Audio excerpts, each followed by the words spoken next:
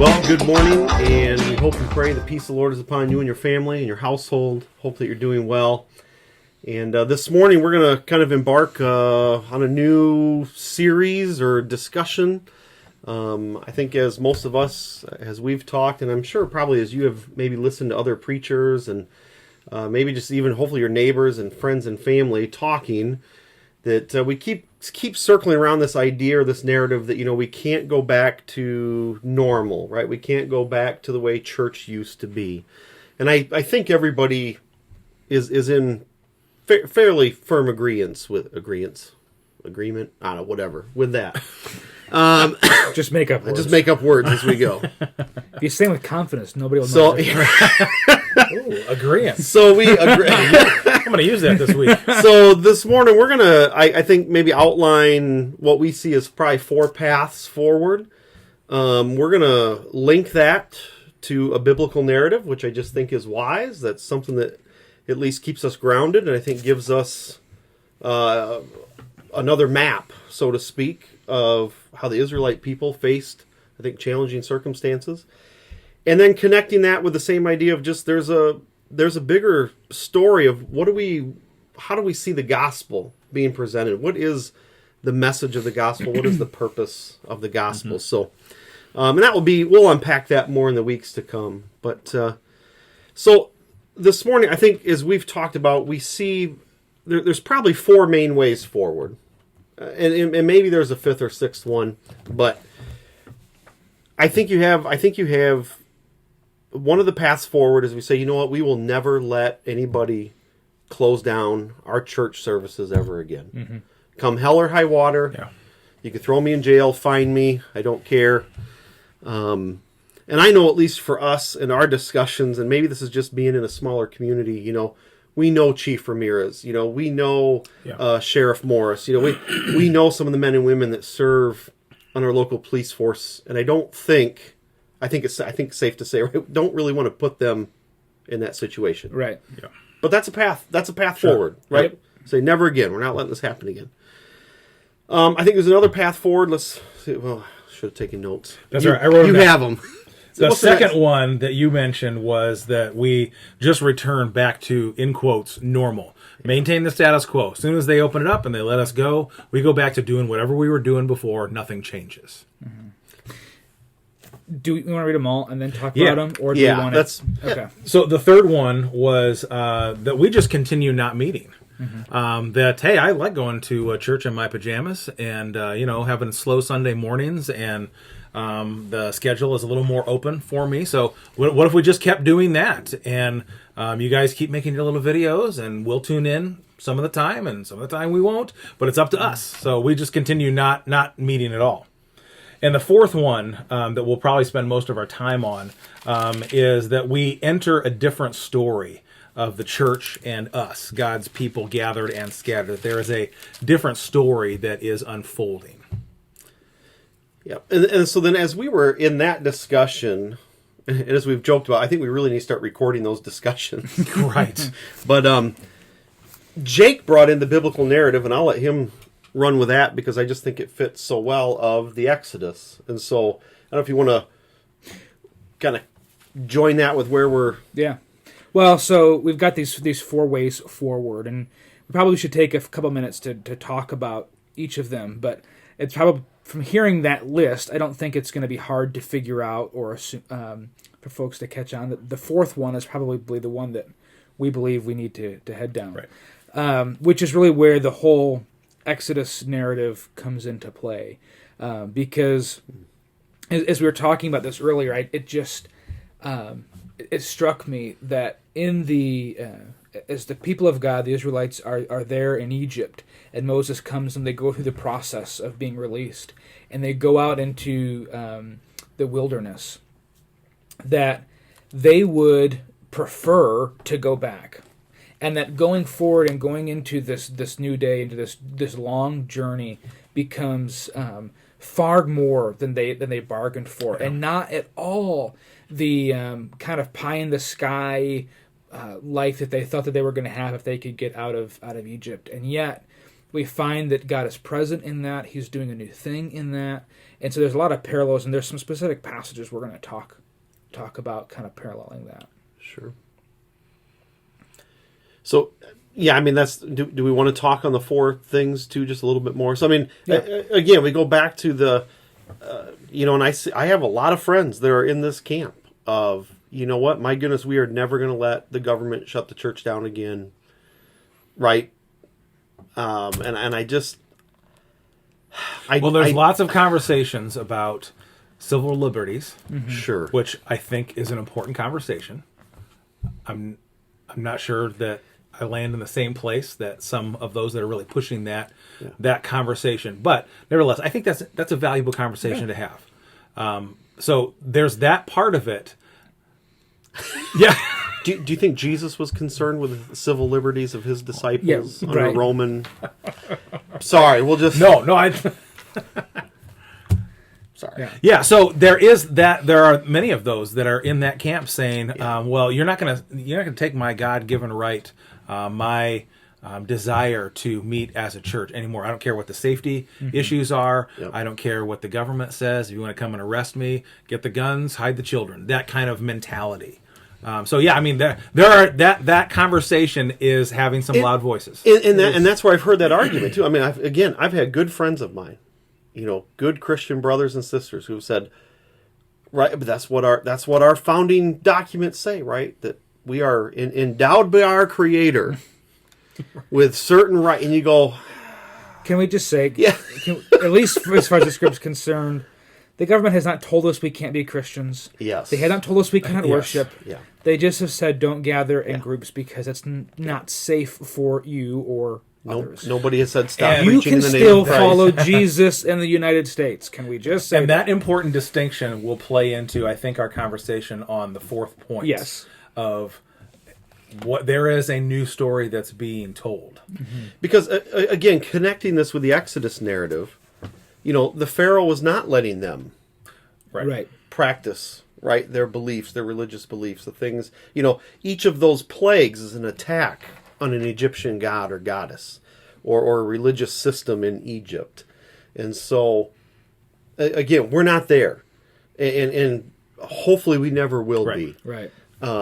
But yes, I think it is. I think it's in Acts 8 where Peter and them say, look, right, we will follow the rules of God and not of man. Right. We're not at that point yet, and hopefully we never do. But very specific things were happening in Acts there. Exactly. Stop preaching. For the record, are not happening today. Stop preaching in the name of Christ. Yeah, right. That has not happened. As soon as that does, I'm in that camp. Right. I'm in that camp number one. Right. I'm with you, but we're not. In my opinion, we're not there. We're not there yet. So that's the first one. The second one is that we go back to normal and maintain the status quo. And that conversation, I have not heard as much of that, but it's still out there. See, I think that one is for a lot of folks, and maybe not for pastors or folks who are church leaders, but I think for most folks, that's going to be the most appealing thing. Sure. Because right now, when our whole world is tossed upside down, all we want is to just go back to normal. Sure. Can't we go back to just the way things were? And that there's something comforting about that thought. Yep. Right? It's easy, comfortable, safe. I know what's there. Yeah. Yeah. And so, and culturally, I'm hoping that we can go back to normal culturally, the way society functions. Right. I'm hoping we can go back to the way things were on March 1st. Eat at a restaurant, go to a ball game, right? Yeah. Go out to the movies, But there's but camping. Do I want the church to go back to the way things were? And that's a different. And so I think I just want to name the distinction there. Yeah. That there are some things on which we want to go back, but there's also some things where this is a great opportunity to say, there's a new day, there's a new way forward. And again, sticking with a biblical principle or a biblical narrative, we see that with the disciples, right? They go back to fishing. Mm-hmm. They go back to what they knew. They go back to what is comfortable, what is safe, what's going to bring in an income, what's going to, and so I mean, again, I don't think we should shame anybody Right. who feels that way. That's natural. For sure. We see the disciples fall in that pattern, and it takes a resurrected Christ showing up saying, right, feed my sheep. Well, and there's probably an Right. important conversation that we should at least talk about at some point or touch on, is the distinction between who the church is and the culture at large. Because you're right. I think you're exactly right in that there are cultural things that I want to go back to normal. I don't want anything to change there. And you listed a bunch of those stuff that I do with my family or I connect with friends. I want that stuff back. I want it back bad. Absolutely. What is the distinction then? And again, this is probably taking us down a rabbit trail we can't explore today. But what is the distinctively different thing between what it means to be a part of a church body, follow Jesus, the gospel, all of those kind of pieces? And how is that distinctly different from the culture that we are surrounded, that we live in? Well, and to me, and I think that's some of the things we've talked about, especially as we get to this fourth one then, right, is what are the things that we set up as some sort of marker that reminds us, right, what we've gone through, where we've been. You know, we 9/11 seems to continue to be in this conversation, you know. And as we talked about earlier, I mean, you know, there was that 9/11, never forget. And, you know, it's interesting to see some of my former students from 10 years ago who were just kids, you know, don't really remember anything about 9/11, posting questions, you know, on Facebook. What was it like back in 2001? What was it? And you go, yeah, we said never forget.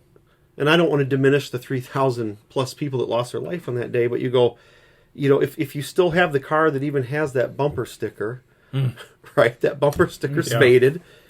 I've never been to New York City to see the memorial, you know, and I'm sure people have, and I've heard, you know, it's a somber sight and all of those things. But, right, what things are we going to do to go, let's make sure, you know, there's going to be a time before COVID and there's going to be a time after COVID. Yeah. And what's going to be the markers? What are going to be the distinguishing things that and maybe it is even something when we get together with some friends and family and go, let's not take this for granted. Yeah. Right? You know, let's, I mean, you know, just, right, we sing the national anthem at a ball game or something, right? I don't think it needs to be an anthem. I don't know, but you're like, what are the markers to say, hey, don't take being at a ball game for granted. Mm-hmm.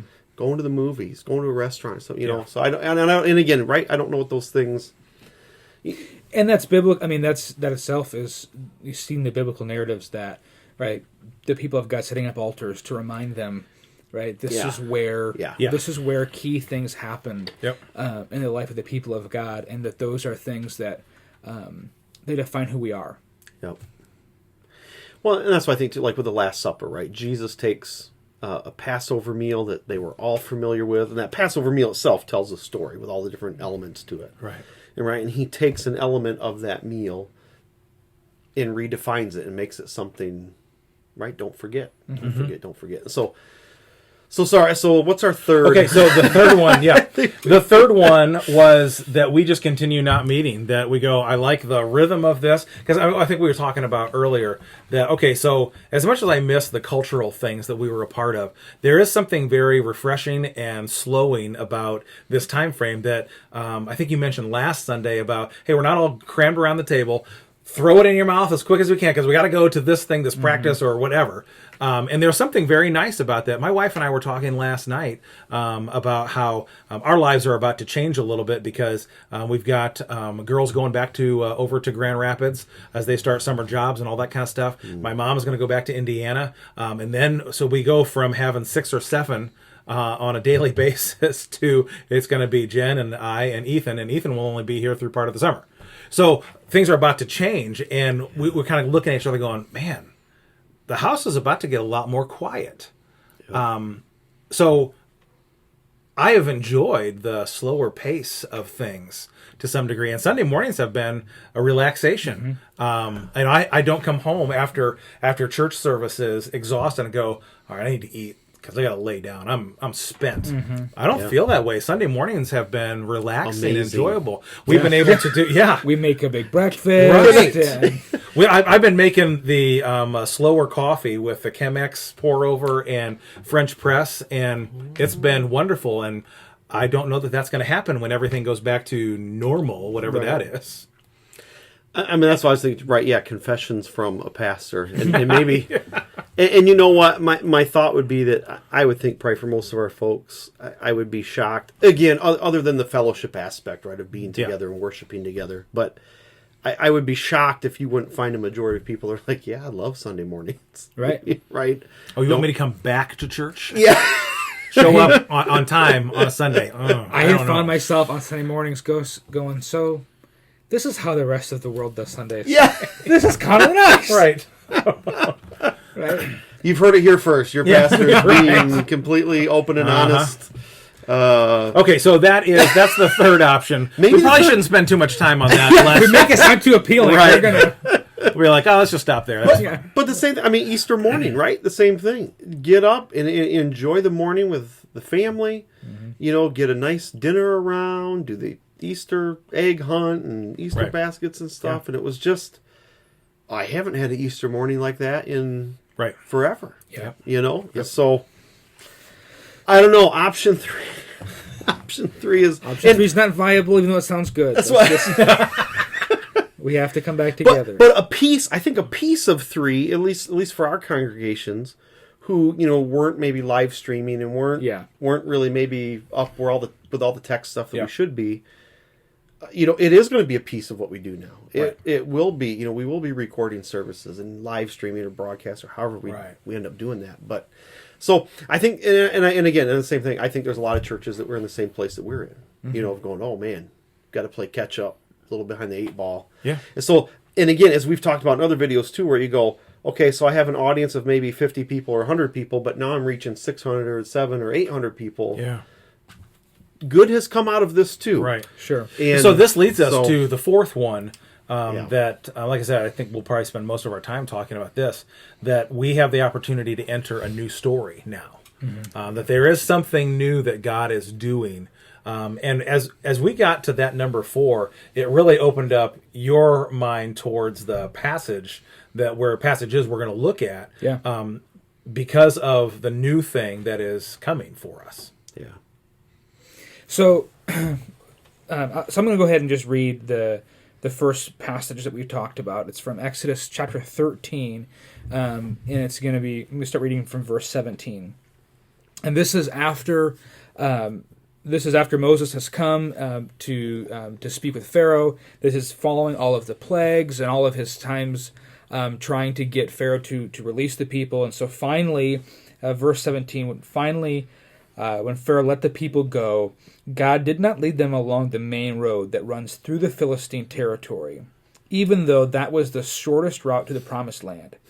God said if the people are faced with a battle, they might change their minds and return to Egypt. So God led them in a roundabout way through the wilderness toward the Red Sea.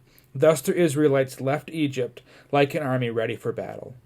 Moses took the bones of Joseph with them, for Joseph had made the sons of Israel swear to do this. He said, God will certainly come to help you. When he does, you must take my bones with you from this place. And then we jump down to verse 21. The Lord went ahead of them. He guided them during the day with the pillar of cloud. He provided light at night with the pillar of fire. This allowed them to travel by day or by night, and the Lord did not remove the pillar of cloud or pillar of fire from its place in front of the people. So the idea is we were talking about this, that in the exile narrative, we see the people of God who have longed for God to work and to move, and have heard of this promise, right, that he would come to rescue his people, begin to be fulfilled.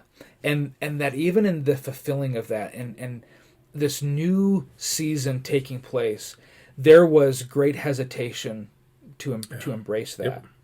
And it's interesting here as we read this, that God did not lead them directly to the promised land. Mm-hmm. I've heard it said and repeated it myself that the time in exile was not about getting the Israelites out of Egypt. It was about getting Egypt out of the Israelites, and helping them see again who they were as the people of God. For so long, yes, they were Israelites, but their primary identity, I think, was rooted in we are slaves in Egypt. Yeah. That's how they defined themselves. Yeah. That's how they understood themselves. And even as we look ahead in these next passages, they keep every time they point back to Egypt, they're pointing back to that identity as slaves in Egypt. And so what God is doing in this season is helping them find their identity in the people of Yahweh, being the people of God, being the Israelites. And that opens up a whole new world for them. Well, and it just struck me as you were reading, again, back to our kind of 4 maybe pathways forward. One of the reason why not going the shorter route through the Philistine country, right? Because they would face battle. Mm-hmm. And to me, that's that first one. Well, we're going to keep our doors open. We're not going to let anybody tell us what to do. And you go, are you down for that battle? Mm-hmm. Are you down? Because maybe you are, but I'm going to, and again, just connecting it with the narrative, sure, right? You're not going to win. You're not going to win that way. Mm-hmm. Now, it still says that they left as prepared for battle. And to me, and I think, right, that's where Paul tells us, right, our fight isn't against flesh and blood, right? Our fight is against things in the spiritual realm.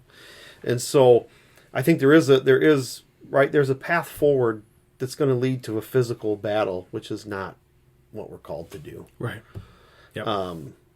But we should still be ready for a fight. Yeah. Well, and that in a spiritual God sense. thought if they have to fight, they're going to go, we don't want this. We're tapping out, right? Because I think like you so perfectly said, right? Because I'm not a soldier, I'm a slave. Mm-hmm. Yeah. Right? I'm not ready. I'm a slave. I'm not ready for battle. But yes, carrying. So one of the questions is, so if 4 is the way forward, right? How did you articulate that point again? That we enter a new story of church and us. So if a new story is the way forward for us, a new story requires a new identity, right? And I'm not even sure that it's a new story as much as it is a new living into the story. Maybe a story that we didn't even realize we were a part of, or we kind of had gotten ourselves a little sidetracked in. But this new story, it forces us to ask the question: who are we? How do we identify ourselves? Yeah. And so, in many ways, this season that we're in, not just the 6 weeks we've been in, but really the foreseeable future, it's wilderness. Yeah. Because the truth is, as much as we want to go back culturally to normal, whatever normal was for us on March 1st is a long ways off, right? Even if restaurants reopen in June, you're gonna be sitting farther apart from tables. You're gonna be forced to wear masks, I guess, when you're not eating, not chewing. Right? Well, so I mean, just today, before this, we went and got some carry out from. I don't know if nobody's endorsing this. Shout out to Blue Shamrock. Okay, there we go. Well, okay, best fine. wings in the county. But the same thing, we walked in there, and it took us a second, but we went, "Oh, this is weird." Yeah, because they had half the table set up in there. Yeah. And you go, "Okay, so we're back in the Blue Shamrock, but it's not the Blue Shamrock." Same. You know what I mean? Right. And so, yes, very good wings, very very good wings. Sorry, there's our unsponsored. Could be a paid endorsement for the future of whatever this is. How much was that thing that you need? That tech thing? We might be able to. No, it's okay. It's all good. So, but taking let's get back on track. But taking something forward with us, from the past. Yeah. So they say in here they took Joseph's bones with him. Yeah. So Joseph, and it's amazing to. I love following this story for the people of Israel, right? So you got Joseph who is sold into slavery by his brothers, right? And it winds up in Egypt. And then while he's in Egypt, it is kind of this up and down journey, right? Where he's got really low days and he's in prison, and some days where he is like, living high. Yeah. And then you see God taking that terrible thing that happened that his brothers did and redeeming it by feeding the Israelites, which had grown to a number of how many people at that point. And then they settle in Egypt, and at some point the power dynamics shift, and now they become enslaved. But they held on to this promise that when God rescued them, they should take Joseph's bones. And so when they leave, they do. And presumably they carry those with them for the next 40 years, right? Yeah. And so as we think about that, not everything gets left behind in Egypt. Not everything that was done in Egypt was bad. And in fact, and this is one of the challenges that I think that we often, or mistakes we can make as leaders, is we look at things that need to change to meet the needs of today or the current world we live in. And we fail to articulate the fact that the things that are changing aren't bad things. They were just what we needed for that time. Sure. But time has shifted now. Time has changed. And if we're going into a new day, if we're going into a new story, those really good things may not be as good today, right? And that's nobody's fault. Nobody did anything wrong. Nobody was bad for using them. Yeah. They just are not as applicable today. But finding and identifying the things that we need to carry with us, because it wasn't about Joseph's bones, right? It was about the promise. It was about the history. It was about the thing that reminds us that God has been involved in this story from the very beginning. Yeah. And we're taking those things that are of utmost importance, and we're carrying them with us into the wilderness. And it will be those things that remind us of God's faithfulness and His goodness. Yeah. Not that He always answers prayers, like we talked about last week. He doesn't always answer prayers the way that we think He should. Right? The wilderness was not their idea, as we'll see here in a moment. I want to go the short route. But even here, as it talks about the pillar and the cloud, the pillar of fire and pillar of fire, God was with them. He didn't just throw them out there and say, Yep. "Good luck." Yep. He led them, and it's interesting. My Bible that I have here, it's called the Jesus-centered Bible, and what the editors have done is they've gone through. Most Bibles in the New Testament, when Jesus speaks, it's in red letters, right? Well, in this Bible, in the Old Testament, anything that Jesus quotes or anything that kind of references Jesus is blue. And that's and so as it's talking in here about the pillars, it's in blue, which is kind of suggesting that this was Christ showing up in the Old Testament. Yeah. And there's a theological term for that. I forget what it is, but and so even there again, for us as Christians, looking back at this and seeing how God is always at work faithfully in the life of His people, and that Jesus is always present. Sure. Leading. Edit it. So this is, I think, circling back to the Hebrews 11. That you look in that passage, and to me, it's Joseph's entry that really sticks out. It doesn't talk about any of his accomplishments, and when you look, you go, there's a fifth of the book of Genesis that details his life. Right. You have a million things you could pick from to say about his life, and you take the last little segment of Genesis 15. It says, he told his descendants to the third generation to look towards the Exodus and to make sure that they took his bones. And again, right, he had the forethought of the vision to think of the future. And again, like you said, I think you pointed out very well that there was nothing special or magical about his bones, but again, just that deep sense of the idea, right, of don't leave your identity, don't leave the past of who you are as the Israelite people behind. Take that with you. So I think that's when we look at that fourth path of moving forward, that there are certainly some things that we want, right, about our identity and who we are. And again, this, I think, brings us back to our bigger narrative that we want to circle of talking about the gospel and the meaning of the gospel and how we see that, especially how we see that playing out in the future. So.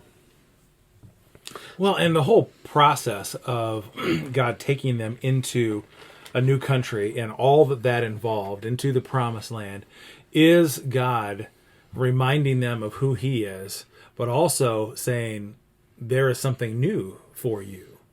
And I think probably the next stop we're going to make is they're kind of rebelling, they're pushing back. And saying, well, we'd like to go back, and there's some good conversation that we've had around that. God is basically saying to them, there's something new that I want to do with you. You can't stay where you were in order for you to engage in this new thing. Don't forget who you were. Don't certainly forget who I am and what I have done. But be aware that there's something new that I want to do that you can't experience back there. And that's the thing, the truth of the matter is, I mean, we all looking at this, we go back, say, well, obviously there was no life back, for them back there in Egypt. And there wasn't, right? They were slaves. But in that moment, that's all that they knew. Yeah. Right? So understanding that this is a whole paradigm shift for them. This is a brand new way of thinking. And it's amazing when you've held on to a hope for something for generations, right? And all of a sudden it becomes to fruition and it begins to take root. You're like, wait a minute, I'm not sure we want this after all, because it's been so far down the road and all of it, that it's hard to see what it is when it finally arrives. Well, I mean, think about it, right? These last 6 weeks have it has been like a season of Jubilee, right? Where you have just been freed from really just about everything. And we're not even comfortable with that. Yeah. It's like, and it is, right? Because I've always said I wished for this, right? A slower life, slower pace of things, a chance to be home with my wife and kids. Now you have it. I don't want that either. Right. So. Yeah. So the next, move on to the next. Yeah. Let's go to 14th. Exodus. Yeah, 14. So I'm going to start reading in verse, I think it was 10 is where we started. Yeah. As Pharaoh approached the people of Israel, the people of Israel looked up and panicked when they saw the Egyptians overtaking them. They cried out to the Lord, and they said to Moses, "Why did you bring us out here to die in the wilderness? Weren't there enough graves for us in Egypt? Why? What have you done to us? Why did you make us leave Egypt? Didn't we tell you this would happen while we were still in Egypt? We said, leave us alone. Let us be slaves to the Egyptians. It's better that we be enslaved in Egypt than a corpse in the wilderness." But Moses told the people, "Don't be afraid. Just stand still and watch the Lord rescue you today. The Egyptians you see today will never be seen again. The Lord himself will fight for you. Just stay calm." And then, of course, from there rolls right into the Red Sea narrative. And I think we love to talk with the Red Sea story, right? Yep. And how God provides a way. There's an Ellie Holcomb song that I love, Red Sea Road, right? And it talks about how God doesn't bring us this far to just leave us high and dry. He prepares a way even when there seems to be no way. Yeah. But we jump right into the excitement of that story and kind of forget about the toil that went into that. Can you imagine being one of these Egyptians who had this long-held promise? Then Moses comes and says, we're gonna do this, we're gonna be freed. And then you watch all of these plagues happen, right? Culminating, right, in the death of these firstborn, and your firstborn kids were spared. And finally Pharaoh says, get out, right? Yep. And then he changes his mind. Can you imagine being in that place where Pharaoh and his army is bearing down on you and there is no place to go? Yeah. And you know that God has led you not by the direct route, but out here into the wilderness. Yeah. The fear and the frustration and the trepidation, and they go, It certainly doesn't look like rescue. No, it doesn't. And maybe it would have been better for us to be slaves in Egypt than to be corpses in the wilderness. And just thinking about going into a new day is hard. Mm-hmm. Right? And the statistic is that when forced with the decision between death or change, 90% of the time we choose death. Whether that's an individual who the doctor says you need to you change your eating habits, change your health patterns, or you're going to die. We choose death. Whether that's a church or an organization that says if you don't make some radical changes, your organization's going to die. We will remain complacent. Because change is hard. Because it trusts us to do this, to be forced into that wedge, into that difficult place where the past is bearing down on you, even though it wasn't great. and uncertainty lies ahead, and you've got to just step back and stand still. Well, and the Israelites And that doesn't come naturally. No, not at all. And the Israelites are perfect examples of when we don't know what is next, we would rather choose the broken thing we left behind. Yeah. They are perfect examples of this. Unless we judge them too harshly, we do the same dumb thing. Absolutely. All the time. And it's easy to look at this because we know the punchline. We know how this turns out. Mm-hmm. How dare they? How could they not trust Moses? How could they not believe the promises that they've been told for generations? How could they want to turn tail and go back to the broken thing that they left behind? And yet, we do the same thing. The same thing. And all of the instances that you named, whether it is our personal health, organizations we're a part of, job changes, all of that, we do the same thing. When it is uncertain, we get scared. And let's be really clear, most of us don't like to walk willy-nilly into pitch black without any light. Mm-hmm. We don't like doing that. That is against, there's probably some understanding of human nature, of self-preservation, and we go, no, thank you. I don't want to. Right. No, I don't want to go that way. Yep. And yet, God is continually saying to them, do not forget who I am. Do not forget what I have done for you. I've heard your cry. All of those things. I'm with you. Your uncertainty is no match for my care. Mm-hmm. And so I think that's kind of the answer to path 2, right? Yeah. Of do you really just want to go back? Right. And that's not the answer. Right. Right? And yes, things do look uncertain. Things do look maybe unwinnable, or it looks like you're being defeated. Yes. But the same thing, right? Those memorials, that Ebenezer, right? That means, right, thus far, God is with us. Yeah.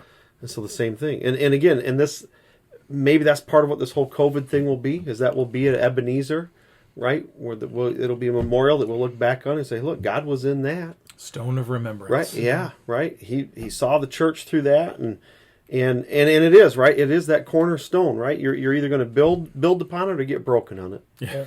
And so what's the path forward? Because being broken on it is the path back, heading backwards. So, And, the truth is, God has proven his faithfulness time and time again to the people of God, and yet somehow we still struggle to really put our faith into that, and to step back and to trust. yeah. And I think this is a good reminder. This is a good time to be reminded that we are his church. We are his people. Yeah. We are his to sustain. We are his to provide for. We are his to protect. We don't have to assume that mantle and take. And right now is the time, especially when days are uncertain and everything is so contingent upon finances in our culture. And so when people don't have money, or they're not sure what's going to happen, they don't spend money. The economy begins to adjust. People begin losing jobs, as we've already seen. And then, for us as churches, that translates into diminished tithes, or people who maybe still have jobs aren't giving as freely as they should be. Yeah. So there's so much uncertainty in that. And I have had some very real conversations about that this week for our church, and have had to just remind myself, we are his to sustain. Yep. He has sustained his church through far worse things over the last 2,000 years, and he has sustained his people through far worse things over the last however many thousands of years. He will sustain his church through this. Right. Now, how that looks locally, who knows? But the truth of the matter is, the mission of God does not die with us. Yeah. Right? Yeah. I think, and then the last passage we're going to look at was Exodus 16. Do you want me to read that? Yeah, go ahead. Okay. I think just going to look at verses 1 through 3. It says, Then the whole Israelite community set out from Elim and then came to the desert of Sin, which is between Elim and Sinai, on the 15th day of the second month after they had come out of Egypt. In the desert, the whole community grumbled against Moses and Aaron. I'm so glad that doesn't happen anymore. Yeah. Yes. The Israelites said to them, "If only we had died by the Lord's hand in Egypt, There we sat around pots of meat, and we ate all the food we wanted. But you've brought us out into the desert to starve this entire assembly to death.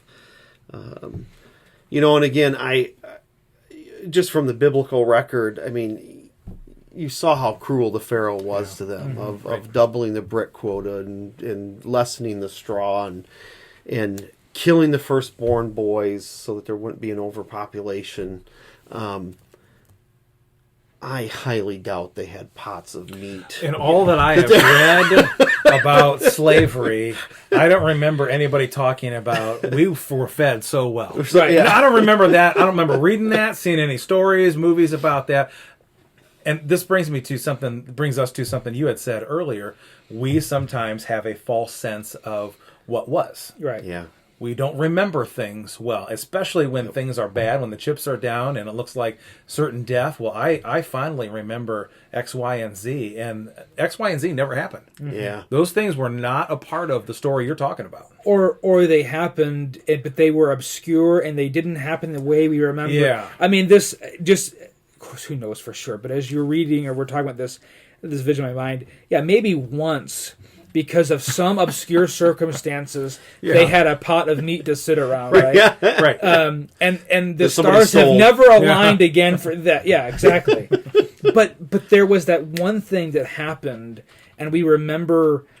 We totally misremember the context of it or anything, but we glorify it like, oh, things were so good. Yes. And what I find, and this was, we had a whole bunch of side conversations earlier today, but when we look at this picture between a wrathful God and a gracious God, and we see that even in their grumbling and complaining, even in their misremembering or wanting to rewrite history or deconstruct and whatever, the Lord says, you know what, fine.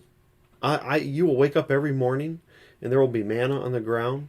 I will bring quail. I will send a wind and bring the quail in off the sea, and you'll have. I think at one point it says, they were almost puking on the meat. There was so much, And so even in their grumbling and complaining and ungratefulness, God says, "I love you. Look, I'll prepare things for you." And so to me, and I think it's a little bit of that third, this third area that. Even if we've had to play catch up with the tech stuff, right? The tech stuff is here, Right, and we're still able to communicate. And I'm telling you, I know just as you guys are, I am.